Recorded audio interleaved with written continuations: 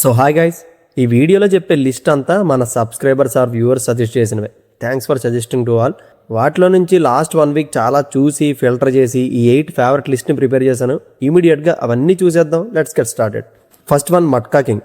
యాక్చువల్గా లాస్ట్ రికమెండేషన్లోనే చెప్పాలి దీన్ని, కానీ అప్పటికి 4 ఎపిసోడ్సే చూసా. దీన్ని Garikina Pavan and hyper squad bros కూడా చూడమని సజెస్ట్ చేశారు. మొత్తానికి ఫినిష్ చేశాను. నాకైతే ఈ సిరీస్ 70-30 రేషియోలో కొంచెం ఇష్టంగా కొంచెం కష్టంగానే గడిచింది. నచ్చిందంటే రైటింగ్ బాగుంటుంది, సిరీస్ అథెంటిక్గా ఉంటుంది, ఇలాంటివి చాలా చూసామన్న ఫీల్ అయితే రానివ్వదు. ఫ్రెష్ ఎక్స్పీరియన్స్ పక్క ఇస్తుంది. 1960s to 80s బిట్వీన్ జరిగే స్టోరీ ఏమో ఆ పీరియాడిక్ సెటప్ని ఏ మాత్రం వదలరు, డీటెయిల్డ్గా ఉంటుంది నెరేషన్. అందుకే అంత టైం తీసుకుని ఉండొచ్చు. నెగిటివ్ సైడ్ అంటే రన్ టైమే మేజర్ ఎఫెక్ట్. ప్రతిదీ డీటెయిల్డ్గా చెప్పడం వల్ల లాగుతున్నారనే ఫీల్ వస్తుంది.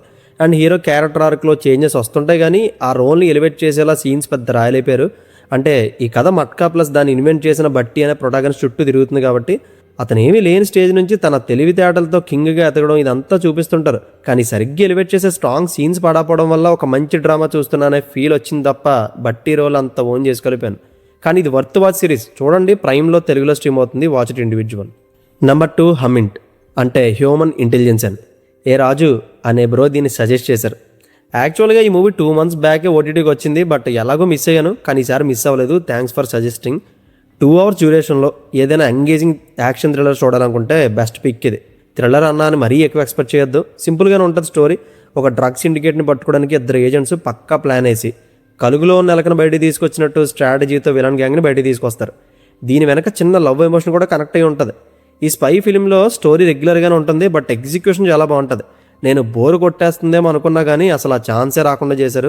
లాస్ట్ 1 hour ఒక రెస్క్యూ ఆపరేషన్ ఉంటుంది. అసలు ఆ గన్స్, కాంబాట్ యాక్షన్ అదిరిపోద్ది. కాకపోతే సినిమా స్టార్ట్ అయ్యేది ఒక డ్రగ్ ఇష్యూని ఆపడానికి, కానీ సినిమాలో అది చూపించకుండా కేసు వేరే దారికి వెళ్ళిపోతుంది.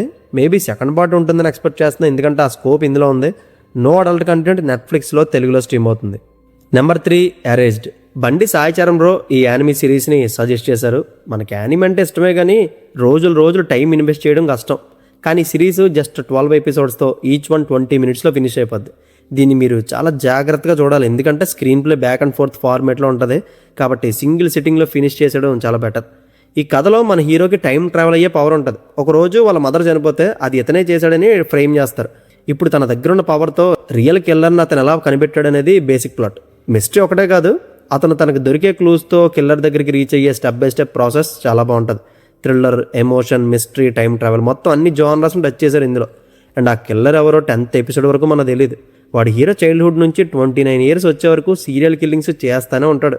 విలన్ని కనిపెడుతూ జరిగిపోయిన వాటిని తన పవర్తో మార్చాలనుకుంటాడు. Very interesting writing. నేను చెప్తే మీకు అర్థం కావడం కన్నా ఎక్స్ప్రెస్ చేస్తే బెటర్.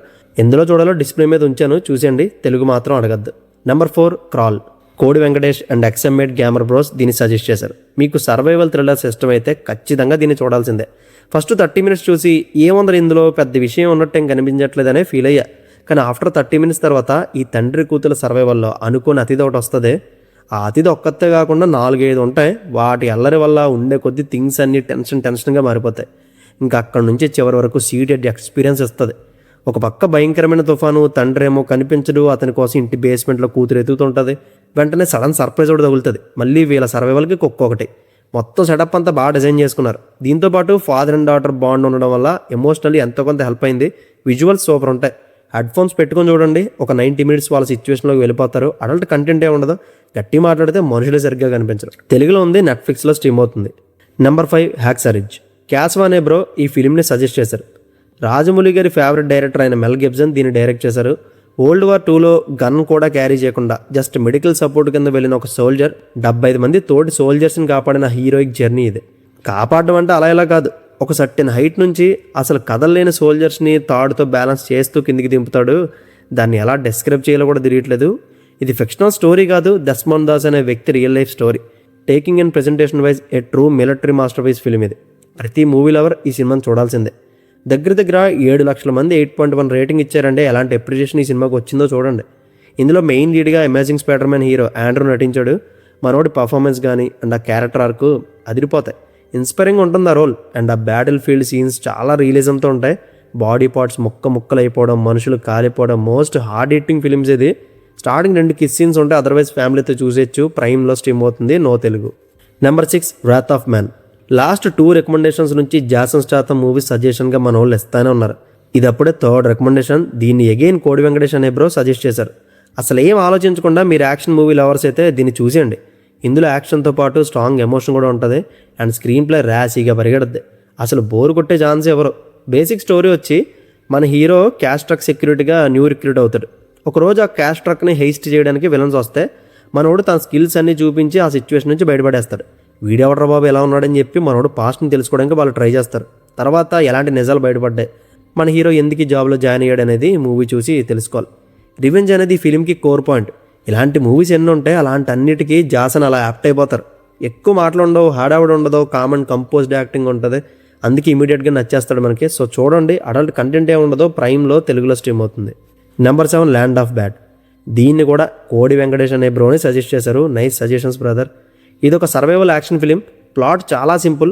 ఒక ఆఫీసర్ని టెర్రరిస్ట్ గ్యాంగ్ పట్టుకుపోతే ఒక 4 డెల్టా టీం రెస్క్యూ చేసి తీసుకురావాలి. జస్ట్ 48 అవర్స్లో వీళ్ళు చూసిన Challengers, do or day situations ఏంటి అనేది 2 అవర్ ఫిలింలో మీకు చూపిస్తారు. ప్లాట్ రెగ్యులర్గానే ఉన్నా దాన్ని చూపించే విధానం మాత్రం సూపర్ ఉంటుంది. ముఖ్యంగా యాక్షన్లో slomo shots, drone shots, blasting ఎపిసోడ్లు ఇవన్నీ స్టైలిష్గా డిజైన్ చేశారు. సినిమా చాలా అథెంటిక్గా ఉంటుంది, ఇంటెన్స్గా వెళ్తుంది. యాక్షన్ లవర్స్ అయితే అసలు మిస్ అవ్వద్దు. అడల్ట్ కంటెంట్ ఏమి ఉండదు కానీ వైలెన్స్, బ్లడ్ బాత్ ఎక్కువ ఉంటుంది. స్టార్టింగ్ ఒక తలకే నరికే సీన్ అయితే చాలా రియల్గా చూపించారు. సినిమా అంతా సాటిస్ఫై చేసింది కానీ ఒకటి మాత్రం నచ్చలేదు. అడవిలోకి వెళ్ళి తోటి టీమ్మేట్స్ అంత కష్టపడుతుంటే బేస్లో ఉన్న వాళ్ళు సీరియస్నెస్ లేకుండా బిహేవ్ చేస్తుంటారు. ఒళ్ళు మండింది నాకైతే. అది వేరేలా డీల్ చేస్తుంటే సినిమా ఇంకా ఇంటెన్స్గా ఉందినో. మేబీ క్యారెక్టర్స్ని అలానే చూపించాలనుకున్నారేమో వాళ్ళు. ఎనీవేస్ తెలుగులో ఉంది, ప్రైమ్లో స్ట్రీమ్ అవుతుంది. నో అడల్ట్ కంటెంట్ చూసేయండి. Number 8 into the wild. మన సబ్స్ మాత్రమే కాదు, ఎంతోమంది సెలబ్రిటీస్ ఇంటర్వ్యూస్లో దీన్ని సజెస్ట్ చేస్తూనే ఉన్నారు. One of the most beautiful films ఇది. జీవితం అంటే ఏంటో నేర్పుతుంది. ఫ్యామిలీని, సొసైటీని, చదువుకున్న ఎడ్యుకేషన్ వదిలేసి ఒంటరిగా బ్రతకాలని అలస్కా ల్యాండ్కి వెళ్ళిపోయిన క్రిస్టోఫర్ అనే రియల్ క్యారెక్టర్ నుంచి ఇన్స్పైర్ అయి తీసిన కథ. ఇతనికి లైఫ్ని ఒంటరిగా ఎక్స్ప్లోర్ చేయడం ఇష్టం. చిన్నప్పటి నుండి పేరెంట్స్తో లవ్ కూడా సరిగ్గా దొరికేది కాదు. మెటీరియలిస్టిక్ లైఫ్ మీద చిరాకు వచ్చి గమ్యం తెలియకుండా ప్రయాణిస్తుంటే తన జర్నీలో కొంతమంది కలుస్తారు. వాళ్ళతో బ్యూటిఫుల్ కనెక్షన్ బిల్డ్ అవుద్ది. ముఖ్యంగా ఒక ఓల్డ్ మ్యాన్కి క్రిస్కి మధ్య వచ్చే సీన్స్ చాలా బాగుంటాయి. ఎమోషనల్లీ తగులుతుంది సినిమా. నెరేషన్ ఎంత బాగుంటుందో విజువల్స్ అంతకన్నా బ్యూటిఫుల్గా ఉంటాయి. ప్రతి ఫ్రేమ్ సోల్ఫుల్గా ఉంటుంది. మ్యూజిక్ కూడా అంతే. దీన్ని చూడాలంటే హెడ్ఫోన్స్ పెట్టుకొని హై రెజల్యూషన్లో చూడండి. ఫీల్ గుడ్ సినిమాలు ఇష్టమైతే ఖచ్చితంగా మీ ఆల్ టైమ్ టాప్ ఫిల్మ్స్లో ఇది యాడ్ అయిపోద్ది. క్రిస్ జీవితం మీకు ఒక లైఫ్ ఫిలాసఫీ చెప్తుంది. ఇందులో ఒక కొటేషన్ ఉంటుంది, happiness is real only when you share it అని. ఈ ఒక్క కోట్ మాత్రం సినిమాని డిస్క్రైబ్ చేస్తుంది. మస్ట్ వాచ్ ఫిలిం, ప్రైమ్లో స్ట్రీమ్ అవుతుంది. Watch it individual. And that's it guys. వీటితో పాటు ఇంకా చాలా సజెషన్స్ మన దగ్గర ఉన్నాయి. అవన్నీ చూసి నచ్చిందంటే డెఫినెట్గా సజెస్ట్ చేస్తా.